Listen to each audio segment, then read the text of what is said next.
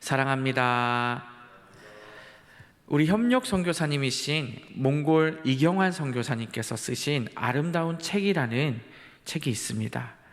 선교사님께서 죽음에 대해 어떻게 말씀하시냐면, 우리가 이 세상에서 남길 수 있는 가장 큰 선물이 죽음이라고 이야기하십니다.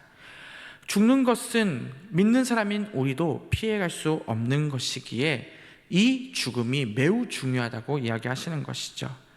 그렇게 예수님 믿는 자의 죽음이 중요하고 아름다운 죽음은 예수 안에서 죽음이라고 선교사님의 책에서 기록되어 있습니다. 성경은 죽음에 대해서 이렇게 말합니다. 요한복음 11장 25절에서 26절에 예수께서 이르시되 나는 부활이요 생명이니 나를 믿는 자는 죽어도 살겠고 무릇 살아서 나를 믿는 자는 영원히 죽지 아니하리라. 예수님께서 하신 이 말씀은 우리에게 너무나도 중요합니다.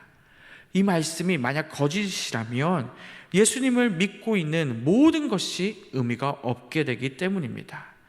그래서 바울은 이 죽음에 대해 고린도전서 15장에서 이렇게 기록합니다. 죽은 자의 부활이 없으면 그리스도도 다시 살아나지 못하셨느니라. 그리스도께서 만일 살아나지 못하셨으면 우리가 전파하는 것도 헛것이며 또 너희의 믿음도 헛것이다 라고 바울은 이야기합니다. 도대체 예수님의 죽음과 부활이 어떤 의미가 있기에 이렇게 중요하게 성경은 기록하고 있을까요? 이미 우리는 이 죽음의 사실을 잘 알고 있습니다. 예수님께서 십자가에 달려 돌아가심으로 부활하심으로 우리는 구원을 얻었기 때문입니다. 이 예수님께서 우리에게 은혜를 베푸셨음을 오늘 하루 또 기억했으면 좋겠습니다. 우리를 위해 이 육체적 죽음을 감당하신 예수님을 생각하며 오늘 본문 가운데 감사와 위로받는 시간 되기를 바랍니다. 오늘 본문은 예수님이 어떠한 분이신지를 아주 잘 나타내고 있습니다. 저희가 히브리서 2장을 다 읽지는 않았는데요, 14절에 보면 예수님은 사람과 같은 모습으로 오셨다고 합니다. 그게 바로 무엇입니까? 혈과 육으로 오신 것이죠. 혈과 육으로 인성을 갖추신 분으로 오셨기에 예수님께서 죽을 수밖에 없는 몸으로 오셨다는 것이죠. 예수님께서 죽음으로 친히 우리를 도우시고 우리의 죄값을 감당하게 되십니다. 그로 인해서 죽지도 않아도 되시는 바로 그 예수님께서 죽음을 통해 14절에 있는 그대로 표현입니다. 죽음의 세력을 잡은 자 마귀를 멸해 주신다고 기록되어 있습니다. 이 마귀를 예수님이 어떻게 멸하시는지 15절부터 또 자세히 설명되어 있습니다. 15절에 보면 사람을 이렇게 표현합니다.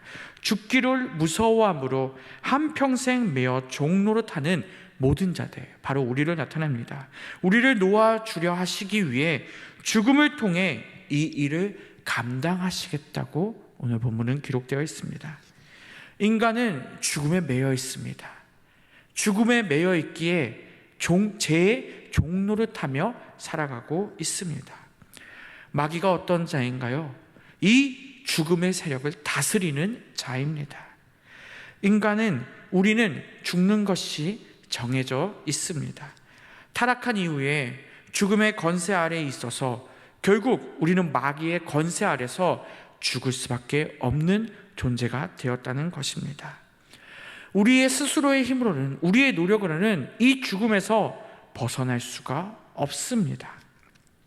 심지어 히브리서 9장에서는 우리는 모두 죽게 되고 죽은 이후에 또 심판을 받게 된다고 기록되어 있습니다.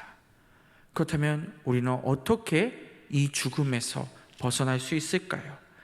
감사하게도 오늘 본문에서 우리를 죽음에서 건져주시는 분이 있다고 말씀하고 있습니다. 우리는 이분이 누구인지 너무 잘 압니다. 바로 그분은 예수님이십니다. 그 마귀의 권세에서 모든 사람들을 놓아주시고 우리를 건져주실 분이 예수님이심을 우리는 믿으시기 바랍니다. 그분이 오늘 말씀에서 우리를 돕는다라고 기록되어 있는 것입니다. 예수님이 어떻게 도우십니까? 17절 18절에 잘 나와 있습니다. 17절에 예수님께서 친히 대사장이 되셔서 백성의 죄를 속량하시기 위해 죽음을 통해 이를 감당하신다고 말씀하십니다. 이 죽음을 통해 우리를 구원하는 일을 감당하시기 위해 친히 혈과 육을 지니셨고, 18절에 보니 사람으로 오셔서 친히 시험과 고난을 감당하십니다. 이 모든 것이 죄에 노예된 우리를 건져내시기 위한 예수님의 사랑임을 믿으시기 바랍니다. 우리의 죄의 값을 예수님이 친히 치루어 주시는 것입니다. 예수님께서 친히 대제사장이 되어서 우리의 죄를 속량해 주시는 것입니다. 대제사장이 무엇입니까? 제사를 하는 사람입니다. 제물을 가지고 나와서 그것을 태워 구약에선 번제를 드렸습니다. 히브리서 9장에 이 제사를 드리는 이유가 나옵니다. 피 흘림이 없이는 사함이 없다고 이야기합니다. 죄를 씻기기 위해 제사함이 있기 위해서는 반드시 피 흘림이 있어야 한다는 것입니다.